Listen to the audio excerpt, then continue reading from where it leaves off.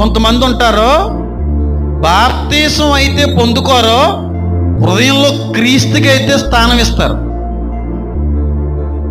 వీళ్ళు అన్యులుగానే లోకం చూపిస్తూ ఉంటారు, లోకం చూస్తూ ఉంటుంది, అన్యుల వలె కనబడతా ఉంటారు. హృదయం నిండా క్రీస్తే. వాళ్ళకి లేనిది ఏంటంటే భౌతిక సంబంధమైన బాప్తీసం. ఇలాంటి వాళ్ళు ఎన్ని కుటుంబాల్లో లేరు? రీసెంట్గా నాకు ఒకళ్ళు ఫోన్ చేశారు, పేరు చెప్పను, కర్నూలు నుంచి.